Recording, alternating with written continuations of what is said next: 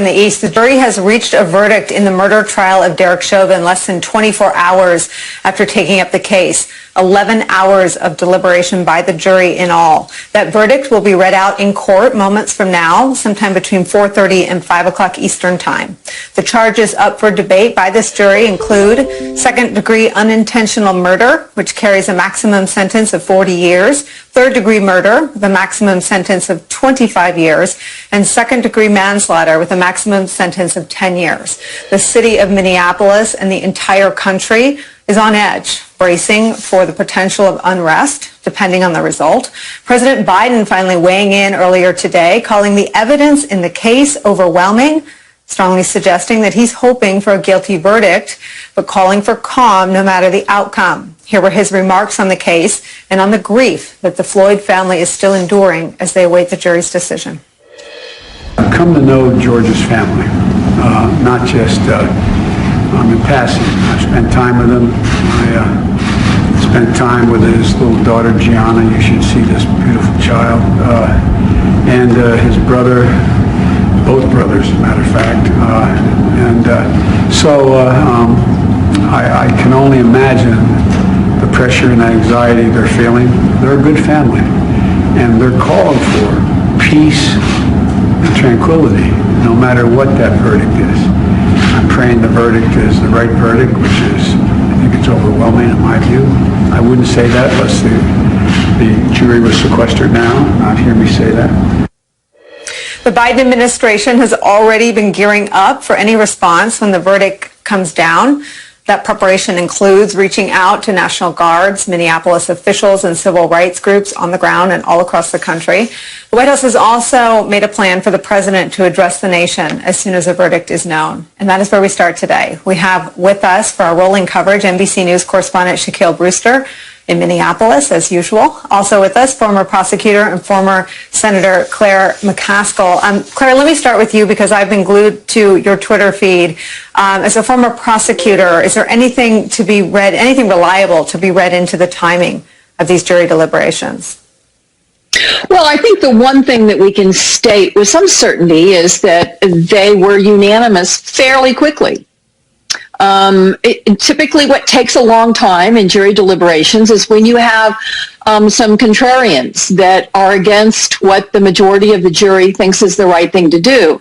And so much, Nicole, having tried many murder cases myself and having been on a jury myself, so much revolves around the foreman or the forewoman, and how strong their leadership is in organizing the jury to go through, in this instance, the 3 counts that they had to decide on. Murder 2, which is felony murder, and that is that Derek Chauvin caused the death of George Floyd by committing assault, the felony crime of assault, or murder 3, which is basically recklessness, a depravity of mind, and he didn't care whether or not his actions were going to kill him. And then finally manslaughter, which is a negligence causing the death. So that's really where I think this jury had to spend their time, is figuring out the state of mind and whether the facts supported either murder 2, murder 3, or manslaughter. And if you had a well-organized foreperson, you could move through those fairly quickly, especially if there was a great deal of agreement, whether it was guilty or not guilty. But I do think I would be much more nervous right now if I were the defense than I would be if I were the prosecution. And Claire's theory, Shaq, feeds into the final courtroom fireworks that we all watched together yesterday. But I wonder if you could take all of us into your shoes and tell us what it was like when this word came down that a verdict had been reached and would be announced in this hour, and what your understanding is about how they got to that judgment so quickly. Well, Nicole, we really just don't know right now. We don't know and don't have many details on how this jury came to this decision. All we were told by this court is when jury deliberations were set to begin, and we knew when a verdict was going to be announced. So those are the notifications that we received from the court. Of course, we were in this state of standby throughout the day from the moment those deliberations began at 8 a.m. local time this morning. I believe the total was about 11 hours of total deliberations. But I'll tell you, all throughout the day, something that you noticed different here covering the trial compared to what we saw during the testimony and even during the jury selection period is you saw a presence downtown. It's something that grew throughout the day, even before we got word of a verdict being announced. I don't know if you saw an interview I did with a young woman named Ashley who said she was just coming down to the courthouse just to show support for George Floyd and just to kind of get a sense of what was going on. She walked by a camera position, and that is how she found out that a verdict had been reached and that a verdict will be announced later today. So it's kind of a sense that everyone has been waiting and watching for this. I mean, you look around the city of Minneapolis and this entire area, you have the 3,000 National Guard troops that are activated that have already been stationed for much of the week across the city. You have a situation where many businesses, private businesses, are boarded up all through the downtown area. It's not like that everywhere you go, but definitely in the downtown area around the courthouse, you have this intense anxiety and the feeling, the physical barriers that you see and also the emotional barriers and the emotional tension that's there. And we even learned today the Minnesota or Minneapolis public school system is going to be virtual for the rest of the week. That was announced earlier today. So we knew that, I believe that actually came in last night when they made that actual announcement that their students will be learning virtually for the rest of the week. So people have been on edge, not only here in Minneapolis, but obviously across the country. We were obviously waiting for that notification, and once we got it, once it was posted to the court's website, we're getting ready. And that's why you see a lot of movement behind me. Reporting to you now, we're just waiting and getting ready to see what happens once that court comes back into session in about 20 minutes or so, Nicole. And Claire, it is imminent. We have just learned and can report that Derek Chauvin and his attorney, Mr. Nelson, have returned to the courthouse to hear the verdict. The White House made clear today that all of that sort of National Guard presence that Shaq's describing was something that they put in place to protect everybody, to deal with any outcome, but also that they plan for the president to address the nation as soon as a verdict is known. It's such a different I guess tone is the most gentle way to put it, being set from the White House at this point, isn't it? Yeah, and of course, once again, Joe Biden shows his empathy. When he had a moment to speak about the case, he talked about George Floyd's family, about his daughter and how beautiful she is, and his brothers, and, in a way that everybody in America can relate to.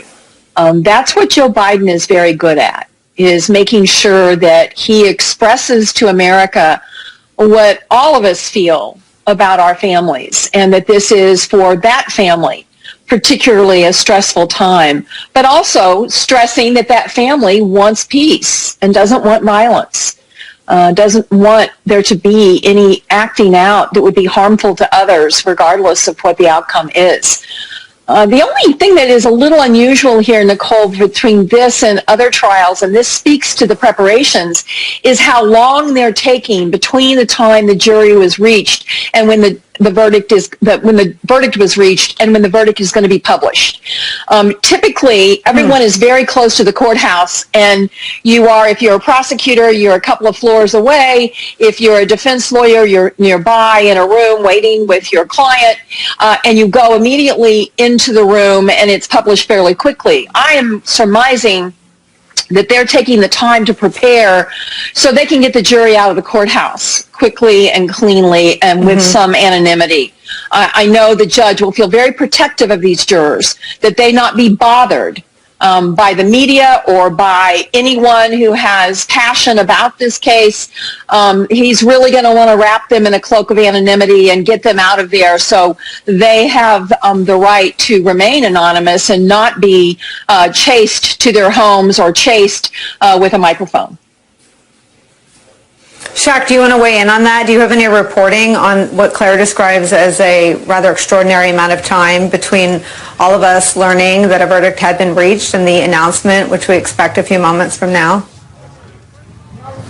Yeah, Nicole, it was certainly signaled. We didn't know this for sure, and there was no firm timeline on what would happen once we got notification of a verdict. But it was certainly signaled that we would get a heads up, at least an hour or so heads up. And many of those reasons are logistical.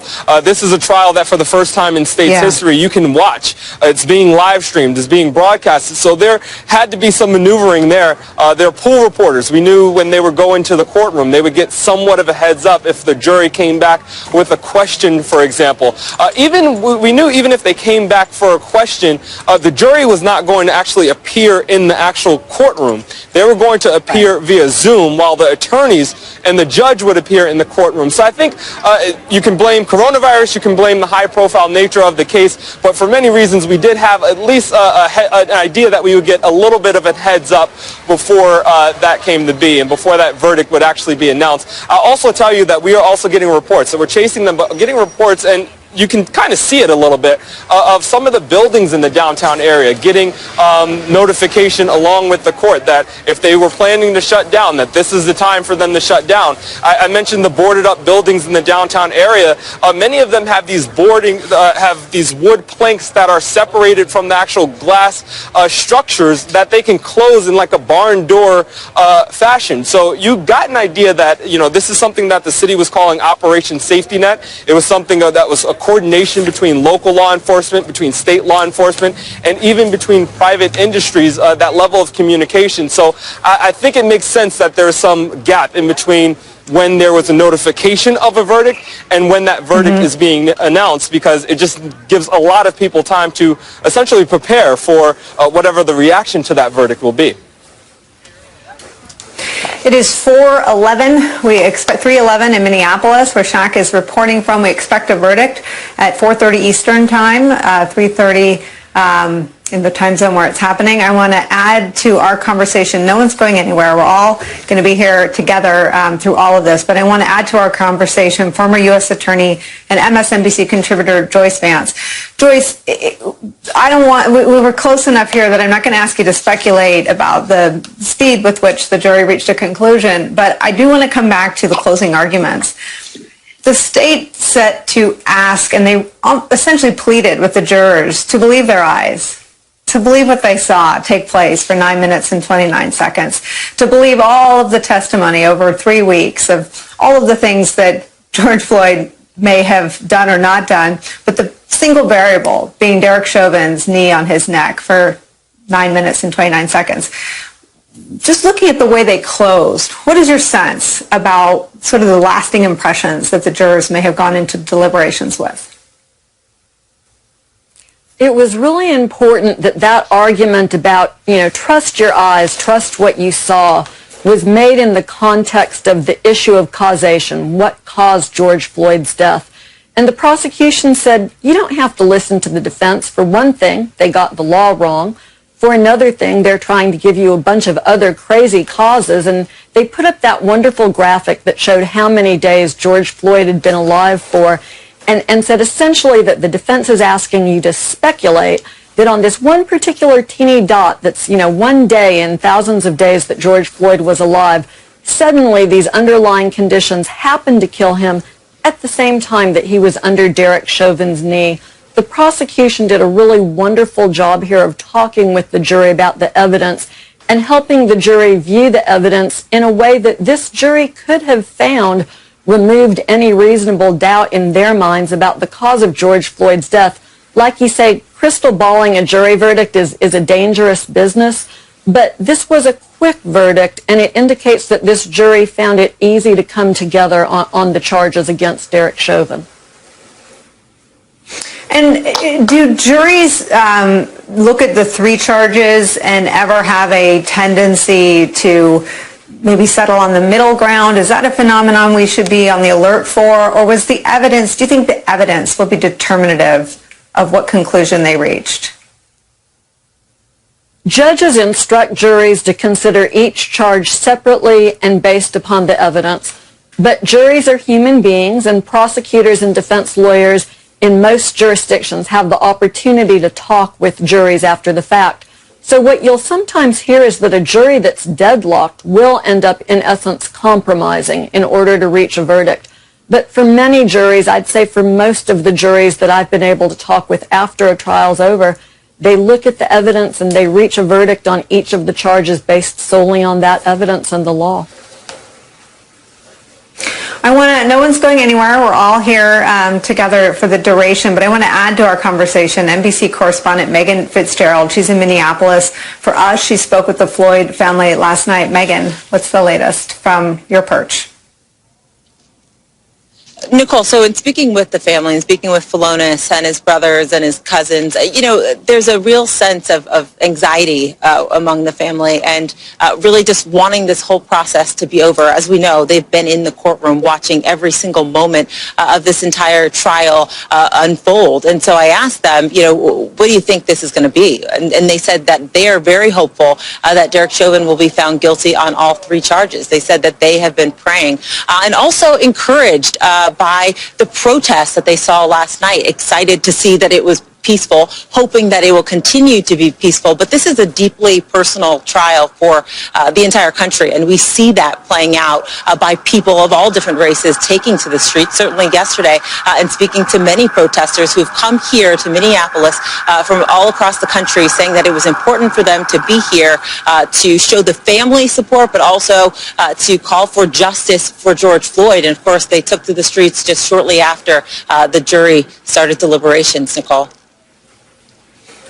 Megan, I remember so crystal clear the family in the earliest days after George Floyd was killed, being on the street, calling for people to be involved in the political process. I think his brothers reminded people to vote. Obviously, this was early in the summer. The election was many months away. But the family has been consistent in calling for peaceful protests. I think we're going to get to talk to the Rev later in our program who is with the family. But I wonder if you can just speak a little bit to, are they aware of how important their role is in calling for these protests to be peaceful? Is it something they talk to? They spoke to President Biden today, but is it something that they're eager to talk about, or is it just this aware of this tinderbox that the country is right now? I think it's both, Nicole. I think they realize the anger, the frustration. They understand what's on the line here. I had this conversation yesterday with Philonis, and he said, it's not just, about my brother. This is about the country. If there is not a guilty verdict here, he says, that sends a message across the country that Black lives don't seem to matter. He said because his brother was executed, he said, in the street, on TV, for all to see. And so he says this is a very important verdict. They are praying, they said, leaning on prayer, and hopeful. But again, also understanding the pain and anger that's out there, but calling on everyone to be peaceful because he says he doesn't want his brother's name to be tarnished by violence. That's not what this is about. So again, on pins and needles for sure, as we all await that verdict that'll be here in just a couple of minutes. Megan, please remain with us as part of our coverage. I want to add to our conversation MSNBC chief legal correspondent and host of The Beat, my friend and colleague Ari Melber is here. Ari, what should we be thinking and feeling now just moments away from this verdict being announced? What does it say to you that they came to this after 11 hours of deliberation? It's a great question, Nicole. I think that's the question on the minds of everyone watching this, whether that's concerned citizens, the legal community, journalists. When you look at this time frame of about 11 hours, what we can tell you is that in a similar, to some degree, case involving an officer facing accusations of police brutality in Minnesota, Muhammad Noor, they went 11 hours and reached a conviction.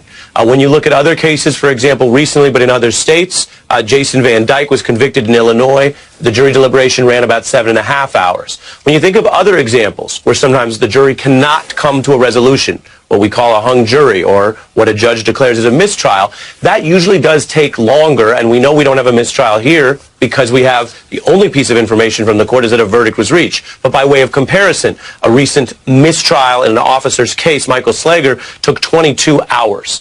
So we know that when a jury meets for this long, and they met over the course of a couple days here, but a couple good sessions of several hours, amounting to 11, that they have apparently resolved to the best of their ability what they think happened, that they've reached a verdict. My observation to that would be fairly straightforward, Nicole. It does not appear that there were, to our knowledge, any curveballs, any great set of complex questions.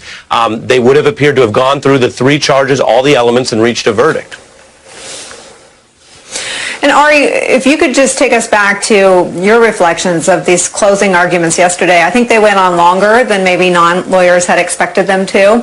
The prosecution really coming back to almost a human appeal to believe what you see and believe what you heard from the bystanders, and closing on that line that Derek Chauvin, or that George Floyd didn't die because his heart was too big. He died because Derek Chauvin's heart was too small.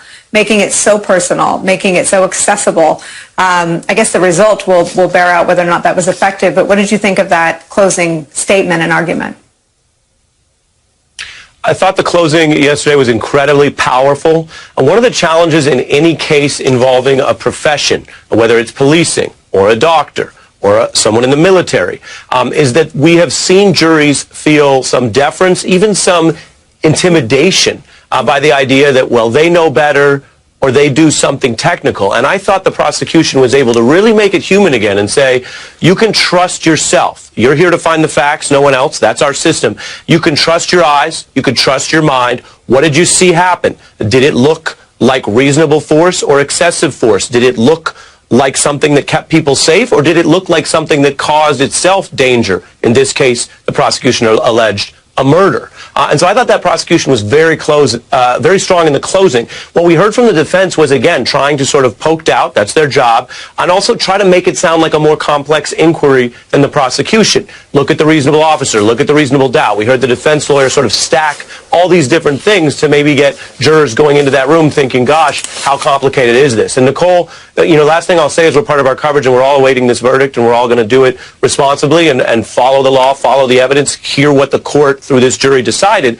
Is we are a long ways from that initial incident when Mr. Floyd was killed on camera, when the world, America and the world, learned about it and reacted to it, because the very fact that there is a process and a murder trial here is very rare for anything officers do on duty.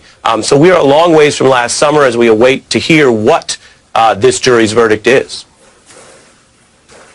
Ari, I know you are responsible for anchoring hours after this, but I would ask if you could stay with us and be part of our coverage, at least until we know what this verdict is, if that works for you, my friend. Of course. Of course.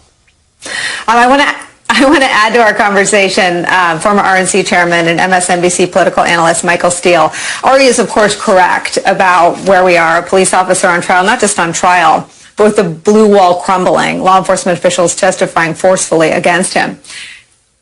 But how far are we if while Derek Chauvin was on trial, more black men were killed at the hands of police? It tells you that while we have, the opportunity to witness what we did on video, that even in that circumstance, it may not necessarily be enough. We don't know yet. We'll see how blind justice is. We'll see how balanced those scales are that she holds in her hands when this jury comes back. Because in the past, justice has taken a peek and seen a man or a woman sitting in a blue uniform, and the scale suddenly has a different weight to it. And so this is a crucible moment, I think, in many respects, Nicole, for not just George Floyd in the adjudication of his case, but what it says about cases going forward. The fact that you did have police officers confirming that the process, the policy, and the actions of Officer Chauvin were not aligned, that he was not going to be afforded the protection that blue wall, that blue shield has provided in the past, was a significant breaking point, I think. And so we'll see now how a jury weighs that breaking point.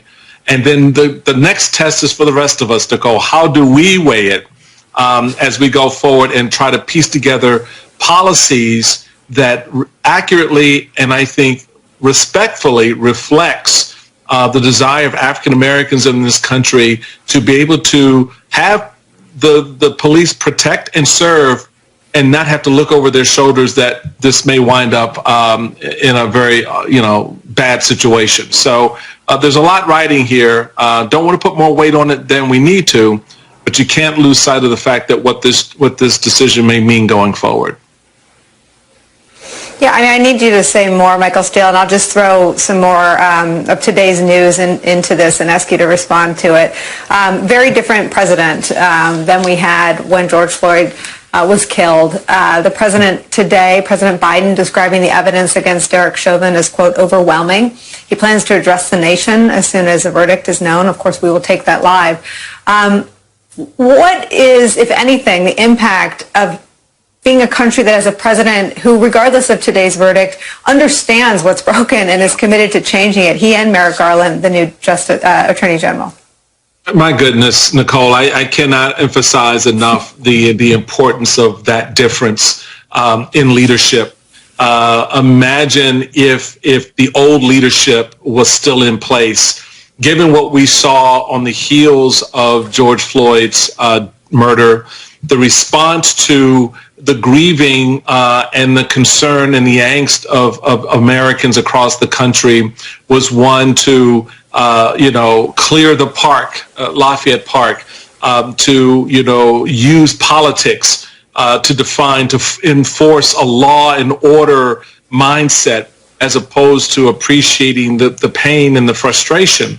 So Joe Biden has come to the table with a different narrative, and he's come to the country with a different set of conversation or points that he wants to make in conversation with the American people. And I think that's important, and it's going to be profoundly important for him to acknowledge the consequences of this officer's actions, the consequences of the verdict as a result of those actions, and then give us some sense of how we need to respond going forward from this, and that he intends to be a leader in this space. And I think that's going to be incredibly important, not just for the outcome of this case, but for future cases down the road.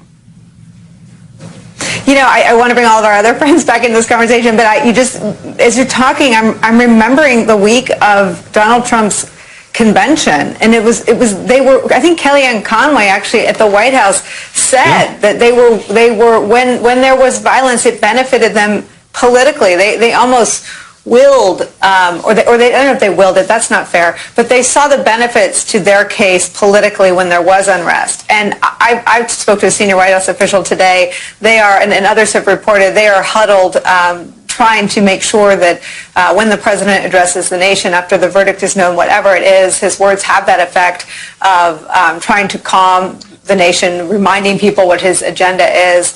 The Rev and so many have been so involved in this DOJ policy priorities that they get at these systematic racism, something that the last Attorney General, Bill Barr, didn't acknowledge existed. And I wonder if you can just give me one more beat on how that might be different tonight on the streets.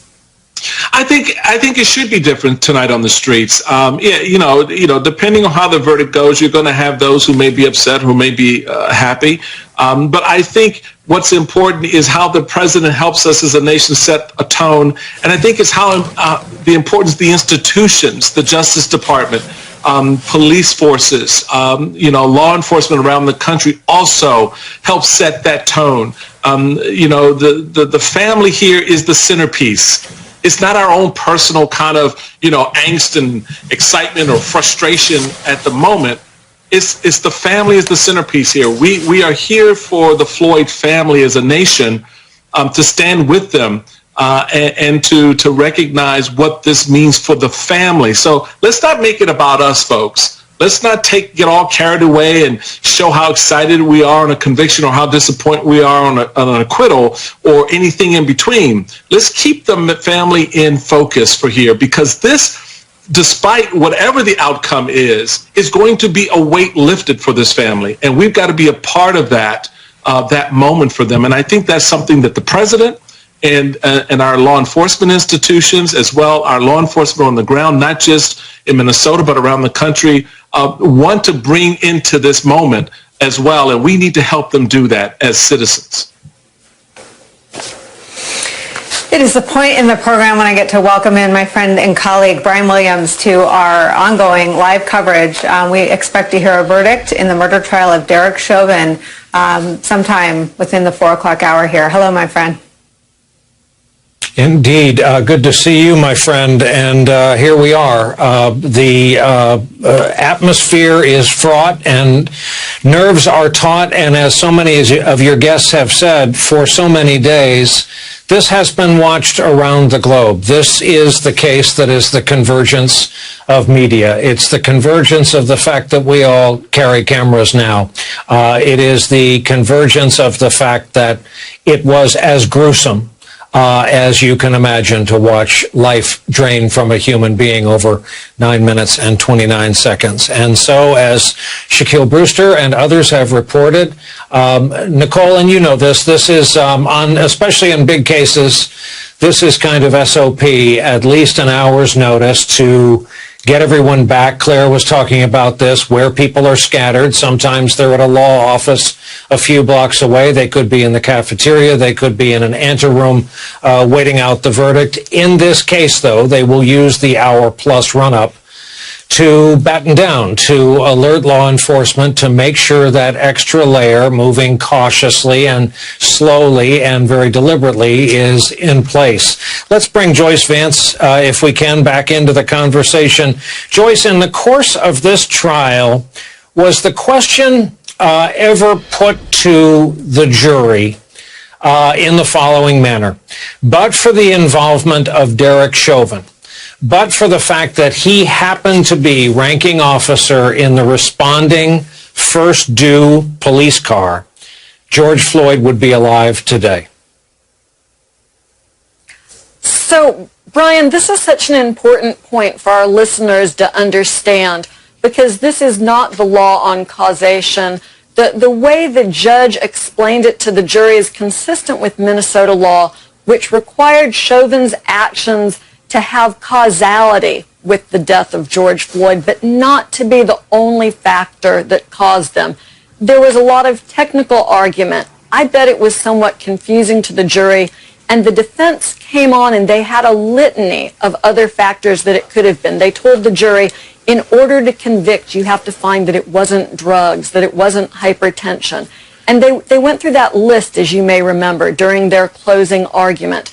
And the prosecution did something very smart in their rebuttal. They came back, they told the jury, that's not the law. You can read the law for yourself. You'll have the law.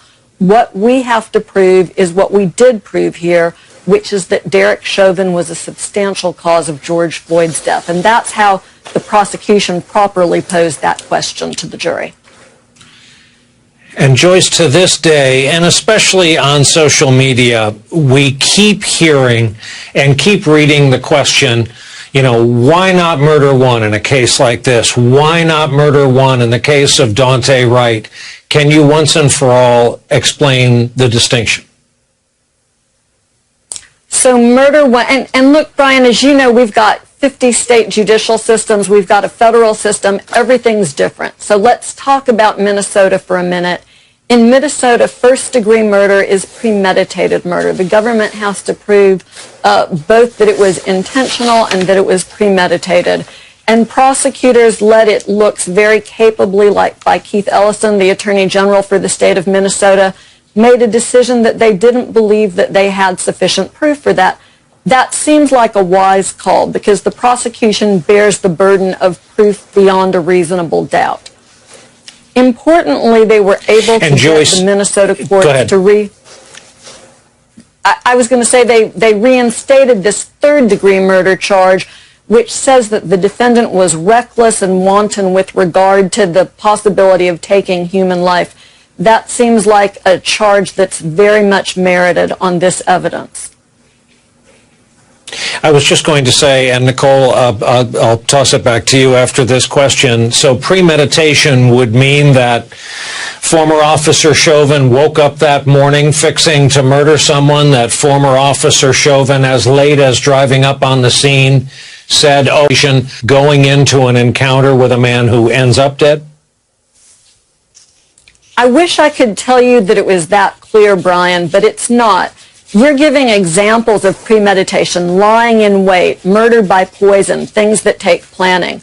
But premeditation means that the defendant acted with intent and planned the murder before it took place. Some states like Alabama are very lenient. In Alabama, you can premeditate a killing in just minutes. In other jurisdictions, it takes longer. So Minnesota is not quite an Alabama jurisdiction, but it doesn't require something like poison and putting it together weeks in advance. But it is very difficult. It's a tough charge to prove when the facts are like the facts we looked at here. Essentially, the prosecution would have had to have argued that at some point in this 9 minute and 29 seconds, Derek Chauvin crossed over and made the decision to kill George Floyd. And although we might think that, looking at the videotape, that might seem logical and intuitive, proving it beyond a reasonable doubt would have been a heavy lift. Brian, I want to bring back into our conversation our colleague Shaq Brewster, who was outside the courthouse. And I wonder if, since we came on the air, Shaq, anything around you has changed, or if you're hearing anything about the timing of when the verdict will be read.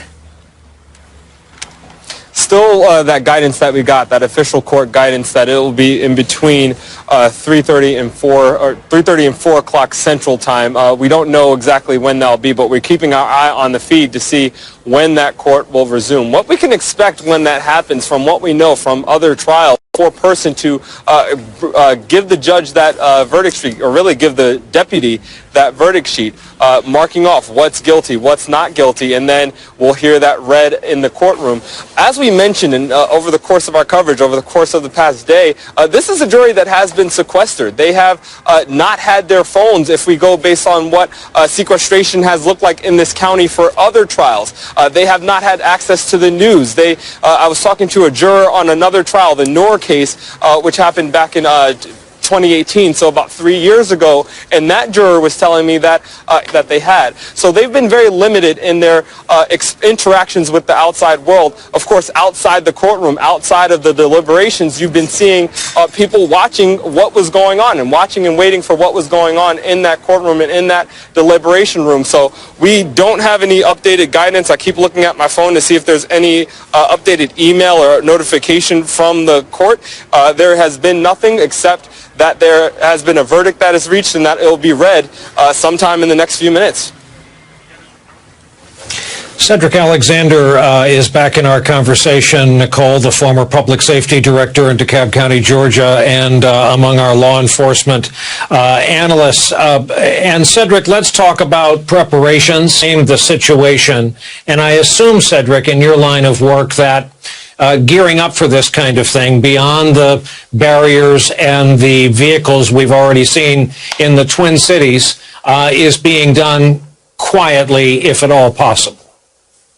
That is absolutely correct, Brian. And what's going on behind the scenes operationally is that they're preparing it for the reading of this verdict, however it may read, and whatever the response may have to be.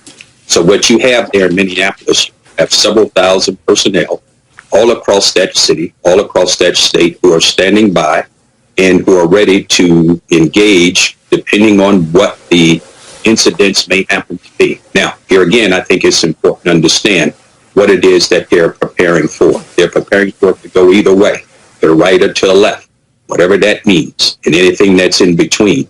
But for those police officers, for those National Guards that are there, they were all hoping for the best. And we certainly, regardless of what the read may be on this verdict, we certainly encourage people to remain calm and peaceful.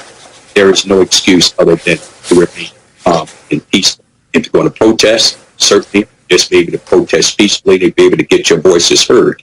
But for police and National Guard that are there, they're away from the scene. The whole idea is not to provoke anything with anyone, but be able to respond accordingly, depending on what that call may happen to be. So I'm quite sure they're being very methodical, they're being very strategic, and they're keeping their men and women very calm, very prepared. And hopefully, as we go through the evening and through the night, regardless of what the verdict may have to be, Brian, that what we're going to see are maybe people who are still going to protest regardless, but we certainly want to encourage peaceful protesting, because Anything else just really just take away from whatever narrative they may be trying to write.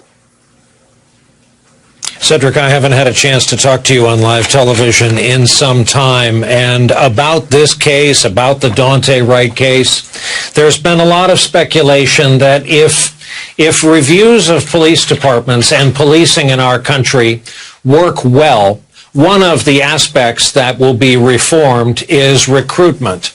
I'm going to use approximate numbers. In Brooklyn Center, Minnesota, a force of roughly 47 police officers. There are 4 officers of color. Like the military these days, recruitment tends to come from one narrow band of society. We have policing families, we have firefighting families in this country, we have military families, obviously with differences on the margins. But is that one of your hopes and expectations? Well, one thing we do have here, we have an emerging group of young people who are finding other professions other than law enforcement. So that becomes a continued challenge. And that's regardless of whether they're men or women, white or black or whatever.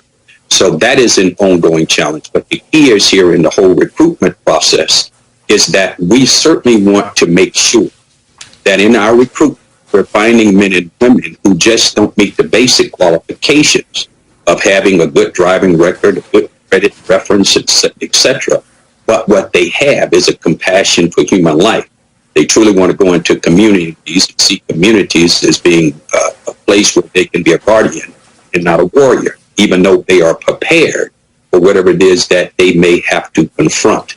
So we're looking at an emerging group of young people today who have a great deal of other possibilities and professions they choosing to go into.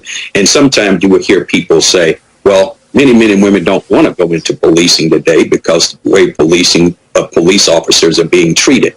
That is not necessarily true. That is just an anecdotal observation. I'll give you another anecdotal observation. They also don't want to go into policing because of the things that they see policing are doing to people in their communities. So that too becomes an issue. We have to make sure that we recruit the very best that are out there, but those who have a moral compass about themselves, who respect human life, and who truly want to serve. And once we recruit them, we got to look at our training protocol. We have to go back. We need to look at how we're training, how we're delivering those messages, what expectations are. And in addition to that, we got to make sure that we're supervising, that they're coming into a healthy police environment in which they're going to be supervised, they're going to be held accountable, and it's going to be a transparent process for people who live in those communities to know and get to know, and communities having a responsibility to police officers as well in their partnership. So we're moving into a new age. So regardless of what outcome of this particular verdict may happen to be, one thing is for certain here, is that we're all going to have to keep our foot on the gas and look not just for reform and reimagining police, which are words that to me are becoming dated, but we're going to have to define public safety in a very different way than what we have in the past. And what does that mean? And what is it that we want police officers to do going forward? And today can be the beginning of that. So we look forward to see what happens. I'll do you one better. I'll say that the George Floyd case has made activists out of average citizens who never imagined that they would be marching on the streets during the summer in a pandemic, but they did. And to combine everything you just said, I hope some small percentage of the mostly young people who have flooded the streets of our country for good reason, feeling propelled, and perhaps a way to change policing is to get involved, change it from the inside, enact the changes to the policies that they're protesting. That would be a great influx of a population into the policing community. Cedric Alexander, thank you. I know you're going to remain of counsel to us and standing by as we approach the verdict. Nicole, over to you. Brian, I want to bring in a friend to both of our programs. Jason Johnson, politics and journalism professor at Morgan State University, a contributor to the GRIO and MSNBC. Jason, you and I have had so many conversations over the years about everything political, and some of our most intense conversations about precisely what we're awaiting a verdict for. Talk about everything going through your mind right now. So again, Nicole, I mentioned this. I teach on Tuesday, so the word that this ruling was coming down literally just happened during class. I have 23 students, and I asked them. I teach in a historically black college and university. My class is entirely African American at Morgan State University, and I asked them, how many of you guys actually think that Derek Chauvin is going to be found guilty? And only 4 out of 23 thought so. And when I asked them in detail why you think that, they said because we don't believe, because white cops and black cops and Asian cops always get off when they kill black people. They don't believe that this is the system working. And so regardless of what happens tonight, if Derek Chauvin is found guilty, it's not going to change the fear and the legitimate cynicism and skepticism that my students have. It's not going to change my fundamental belief that policing needs to be abolished the way it works now. Because to me, no matter what this individual ruling is, we are part of a systematic problem in this country. And the fact that there have been so many other deaths and so many other instances of harassment, the fact that just 3 days ago we had a guy from the Oath Keepers talking about how they've completely infiltrated law enforcement and are training for some ridiculous boogaloo, race war, says to me that this individual case, while it may provide some relief, if it does turn out that Derek Chauvin is held accountable, it doesn't change the larger systematic problems that this country is facing. Jason, I keep thinking, we also covered the presidential contest between now President Biden and disgraced ex-President Trump. But this moment for the country might be different if he had prevailed. And I wonder what you make of President Biden's comments this morning that the evidence against Derek Chauvin in this trial is overwhelming. Yeah, Nicole, generally I don't like it when presidents speak on court cases. It doesn't make me comfortable. They should allow the process to sort of go. But I think we're in a different time. And I think Donald Trump pretty much broke that. He talked about everything he wanted to, whether it was appropriate or not. It demonstrates that, fortunately, Joe Biden has eyes, he pays attention, he can see, and he has a certain degree of empathy. And I am pleased about the fact that we have leadership today that is willing to make a comment about this regardless of what the final ruling is. It's not even hypothetical. It's not, alternative history. I would be horrified to hear this ruling if we still had a President Trump. I would be terrified as to what kind of violence he would incur. That we're seeing on our screen. I just want to tell our viewers what we're looking at. This is a growing crowd in the bottom corner of your screen outside the courthouse. And I wonder, Jason, I'm just so struck by the reactions of your students. Obviously, we covered a lot of the protests. They are now diverse in ethnicity and gender and age.